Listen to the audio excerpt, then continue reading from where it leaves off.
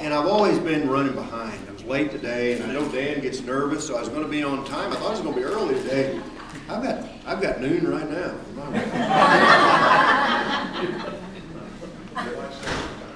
Okay, daylight. Okay. Any of you go to church yesterday, and did anybody come in an hour late? Normally that happens when you switch over to daylight savings. So did it happen to your church, Mark? Somebody come in when the service was over? Okay, well. But seriously, what happened today, I was working up in Lexington this morning, and I thought, well, I'll leave about 10:45 to get down here about 11:30 and change my clothes and so on. Well, as I was pulling out of Lexington, I remembered I'd forgotten my cell phone, so I had to go back and pick it up. As I was coming out of town, I got behind a funeral procession. And I thought, well, they're going to the outskirts of town. Well, the funeral procession went to Waverly. Shelley, I've driven to Waverly a lot of times. I've never driven from Lexington to Waverly at 40 miles an hour. And then the funeral procession went into the cemetery there, and I thought, well, I'll make up some time going to Marshall. And I got behind an RV trailer hauling a car, and there were 4 cars behind that. None of them wanted to pass the RV trailer. When you're number 5, you know what happens. So I tell you, it was a good trip. I saw a lot of my legislative district I've never seen. So it was but that's why I was running behind. It's been good serving you, and I've enjoyed working with Bill. And Bill and I don't see eye to eye on every issue, but I think we've worked together to try to make things good for this district. We've tried our best to do that, tried to help people here. That's the thing I enjoy more than anything, is trying to make life better for the people here that I have a chance to serve. You know, something happened not long ago. He and I, you all know Carter and Dora Alice Shannon, he and I presented together a 60th wedding anniversary resolution to them. Now, Republican and a Democrat signed the same resolution. We presented it in the House of God. So that's a pretty special occasion. But we did that, and felt good about that. But I've enjoyed serving you. I'll be term limited out at the end of this year. I've got a job. I'm working up at Wentworth in Lexington. I'm their Vice President of Academics, overseeing both their high school and their college academic program. And I'm going to be coaching their college baseball team. So Sam, if you got any more college baseball eligibility, let me know, and we'll see if we can work out a deal. Talk a little bit about some of the issues.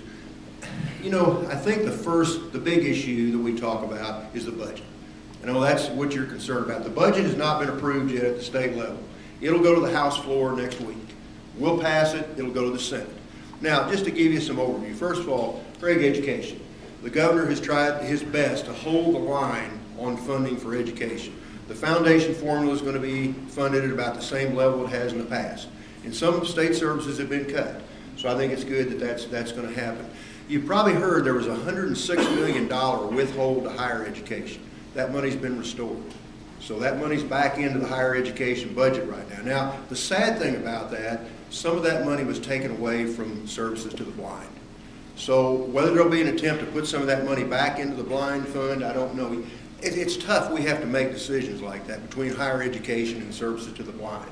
But it is what it is. And that's, sometimes you have to do things like that. So higher education right now is okay. You know, we're trying to keep schools, they don't have to raise their tuition all that much, trying to keep that down. In terms of state employees, the budget has a 2% raise for all state employees. Now, not all state employees, those that make $70,000 or less. Anybody that makes more than $70,000, there's no increase in the budget in there right now. Now, the governor's recommendation, that won't go into effect till next January. In the House recommendation, that'll start this coming July. So our version is July to July. The governor's next January to the following January. But there's a 2% raise included in there. Another issue is Medicaid. And Medicaid, right now, the federal reimbursement rate for Medicaid is 60%. The state reimbursement is 40%. That percentage is going to change. So it's going to cost us around $90 million more state money to keep Medicaid services at the same level that they are right now. So it's going to be interesting to see where that all shakes out in our budget. Transportation, you've heard MoDOT talk about how they need more money, and I think they really do. I think MoDOT people have done a pretty good job keeping our roads and bridges up. I think they've made a lot of good improvements in this area. They've cut back about 600 employees. So they've made some significant cutbacks that have been, have been pretty big. Agriculture, the ethanol incentive runs out this year. We've had some funds to step up the ethanol program. I'm glad that's happened. We benefited in this area from that. Biodiesel, that'll still go on. I think it's going to be cut back just a little bit, but it'll still be there. One change this year, we talked about veterans. Somebody mentioned that just a minute ago. There was a concern that maybe some of the veterans' homes were going to have to be closed down. There would be a cutback in services to the veterans. What's happened right now in our gaming, when you go to the boat, there's a certain percentage of the proceeds that have to be paid out in prizes. Right now, Missouri pays more than the required percentage. We plan in the budget to cut that back, the gaming proceeds, the prize money, cut that back, and that money will go to early childhood education. Some of the money that's early childhood education that was transferred from veterans a few years ago will go from early childhood back to veterans. So it should be a wash. It's a shame, again, we pit early childhood and veterans against each other. Two very important programs, but that's kind of the way it is right now, and we'll see where that goes. So those are some of the highlights in the budget. Economic development, I don't think there will be a lot of new money for economic development. So it's going to be, budget is probably the toughest decision we have to come up with this time. But we'll give it our best shot, and we'll see what happens. A couple of bills real quick. I'll entertain some questions. One of the bills I've gotten more attention on than anything, you probably heard this, a couple of weeks ago I introduced a bill to make Jim the Wonder Dog the official historical dog of the state of Missouri. And I've been beat up. I mean, I've had people, how in the dickens can you be taking time to make an estate dog or this and that? Folks, we got state everything. We made the ice cream cone the official dessert of the state of Missouri. We had a bill a couple of years ago to make the Kansas Jayhawk the official game bird of the state of Missouri. We have stuff like that all the time. But I think it's a good thing. I'm glad I've done it. We're going to push for it. When people call me and say, I think that's a great idea, I say thank you. When they call and criticize, I say, you need to call John and Donna Houston. They're the ones that encourage me to do that. But here's the thing about it. Whether it'll happen or not, I don't know. But it's given Marshall some publicity. We've been editorialized in the St. Louis Post-Dispatch, the Columbia Tribune, a paper down in southeast Missouri that I know of, and I'm not sure what else. It's putting us on the map. They're talking about Jim the Wonder Dog. Maybe somebody will come to Marshall to see Jim the Wonder Dog and spend some money here in town. So I don't apologize for doing that at all. And I think it's I hope we can get it done. Now, Denny Hoskins in Warrensburg introduced a bill the next day to make Old Drum the official state dog. Somebody in St. Louis introduced a bill, get this one, to make Seaman. That's a heck of a name for a state dog, Seaman. But that's a dog that apparently went with Lewis and Clark on their expedition. So maybe we can work something out where we can compromise and some will come together. But we'll just have to see what happens. John, you want to add anything on that, or you've been very instrumental? The influence of dogs in the whole world. There's never been anyone like you. I agree with you, and I think a lot of that's documented. Congressional redistricting. We hear a lot of talk about that. We've got an election coming up. We don't know right now which congressional district we're going to be in for sure. It's in the middle of a court challenge right now. We don't know which state senatorial district we're going to be in. It's in a court challenge right now. Just to give you kind of a heads up real quickly, so you probably need to know some of these things. Right now, in the governor's race, Governor Jay Nixon's filed again. A gentleman named Dave Spence is probably the key contender on the Republican side. Looks like those two will probably square off against each other. The lieutenant governor's race is very interesting. On the Republican side, you've got Peter Kinder, the current lieutenant governor, and Brad Laugher, who's a senator right now. They're running against each other for lieutenant governor. On the Democratic side, we've got Becky Plattner, former commissioner, is running. Susan Monteith, former state auditor. Sarah Lampe, who's a state representative. Fred Crackey, who's a former state representative. And Judy Baker out of Columbia, who's a former state representative. So it'll be an interesting race there. Secretary of State, as Bill just mentioned, Bill's running on the Republican ticket. Also running is Senator Scott Roop and Shane Scholler, who's a state representative right now. Shane's the pro tem of the House right now. On the Democratic side, Jason Kander and one other person out of Kansas City, I don't know his name, but Jason Kander, who's a state representative, is running. State Treasurer Clint Zweifel, who's the current state treasurer, is running against Cole McNary, who is a state rep right now. Attorney General Chris Koster, who is the current Attorney General, is running against Ed Martin, will probably be, I'd say, the leading Republican candidate. He worked in the Blunt administration. So those are some of the key state races. Here in the area, we're now in Congressional District 5 for the time being. I think you know that. We're in with Kansas City. It's Kansas City, Ray, Saline, and Lafayette County. That's District 5. So we're in District 5. Manuel Cleaver is the current representative. He's running for re-election on the Democratic side. On the Republican side, there's Jerry Nolte, and Jerry's been down here several times. He's from the Kansas City Gladstone area. There's a fellow named Jason Green from Raytown, a guy named Jacob Turk from part of Lee Summit, and a guy named Ron Paul Shaw. I don't know if it's kin to Ron Paul or not, but Ron Paul Shaw is running also. So those people are running for what would be the 5th Congressional District. In the state Senate, our district right now, if it stands, if the border stands the way it is right now, we'll be in with Johnson, Lafayette, Carroll, Ray, Livingston, and I think Sheridan County. I believe that's our senatorial district. Right now, David Pierce, who's a current state senator, he's the head of the Senate Education Committee. He's running on the Republican ticket. He lives in Warrensburg. Mike McGee, who's a state representative, lives in Odessa, is also running on the Republican ticket. There's no candidate on the Democratic ticket. And finally, on the state rep, they've taken the district I now have, which is most of Saline and half of Lafayette County. They've split that into 3 different districts. They split Saline County right down the middle. So Saline County is going to have 2 different representatives. Again, all these are in court right now. So I guess they could all be thrown out. But you got people filing for office right now. It's crazy. I mean, we've got filing last till the end of March. We got people filing not knowing who they're going to run against, what district they're in. So I think the chances are they're going to stand the way they are. But I don't know that for sure. In the district you live in right now, the district I guess would be my district right now. It's the western part of Saline County. It's Marshall, Malta Bend, Sweet Springs. It goes down, picks up Lamont, and picks up the eastern part of Warrensburg. The east of Highway 13 part of Warrensburg is now in our district. And right now, Ray Kinney, who's the mayor of Sweet Springs, has filed on the Democratic ticket. Also Gary Grigsby, who lives in Warrensburg. Gary had some ties to Slater. And on the Republican side is Mr. Dorman. I think is he a county office holder in Pettis County? What's his first name, Tom? It's Dean. Dean Dorman is running on the Republican side right now, and then Ray Kinney and Gary Grigsby on the Democratic side. On the eastern part of Saline County, and that includes Slater, Gillum, Miami, it also picks up part of Randolph, it picks up Cooper County, it picks up Howard County, it picks up part of Sheridan County. 2 Republican candidates have filed. Dave Munzinger, I'm not sure, Dave Munzel, I think is his name, out of Boonville, Dave Munzel, and Stephanie Fimler out of Glasgow, whose husband Scott's Ausley Monument. So those are the 2 people who filed on the Republican side. Nobody's filed on the Democratic side. So I don't take too much time. But that gives you an idea who's filed, who's running.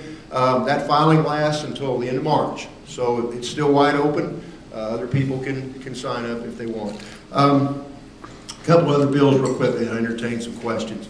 The photo ID bill is passed both houses again. You can like that or not like it. What it says is you have to have a photo ID to go vote. People in favor of it say we've got fraud, we got too many people saying there's somebody else when they go to vote, we need to clean it up, you need to have a picture to vote. People against it are saying, wait a minute, we don't have any fraud here in the state. The problem is this is an attempt to try to keep people that maybe don't drive, people that don't have a photo ID away from the polls. Regardless of how you feel, regardless of what we do, you'll have a chance to vote on that. That would be a constitutional change. So if you like it, you can vote for it. If you don't like it, you can vote against it. I voted against the bill, I'll be honest with you. And I'll tell you my main reason.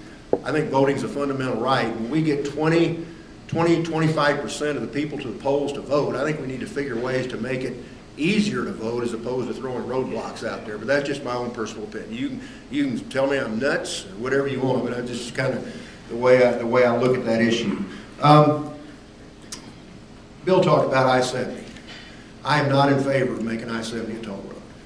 I know we do need to do something, but I think if we make it a toll road, I'm afraid that'll kill a lot of our small communities along I-70. I think we'll divert traffic over to Highway 36, traffic over to Highway 50. I think it could be, it put a hardship. Now, you know, as far as the people that drive all the way across the state, I have no trouble charging the truckers and some of those folks a toll if they do it for business on a regular basis. Maybe it has to be done, but the person just the good average citizen every day, I want to try to help the highways out, but I don't think that's a good idea. Another bill that came up last year that I think we need to be aware of. There was an attempt last year to try to close the HAP centers, Mary, and you're aware of that. And that bill's out there again. We voted that bill down. I've never been prouder of anything we've done in the legislature. I helped lead that charge that we don't need to be closing the HAP centers. And right now, I think the Nevada HAP Center is set to close. So you're saying, well, they're downsizing, they're going to close. But they're putting money into the Bell Fountain HAP Center. trying to renovate, rejuvenate it. So your guess is as good as mine. You know, and Mary, I think, will attest to this. We've taken people that can live out in the community, and we've already sent them out into the community. We've got a lot of those people out in the group homes right now. We've got some people that need that HAB center. They need to be in that setting. They will always need to be in that setting. It's a big piece in the puzzle. So I will fight until the day I'm gone down there to try to keep that going. Another bill that we passed that draws a lot of attention, this is kind of a political issue. Should driver's tests be administered only in English? And probably if I went around the room, you all would probably say 75% would say yes, they should be administered only in English. I voted against that bill, and I'll tell you why. I think everybody that moves here ought to learn English. But what's going to happen?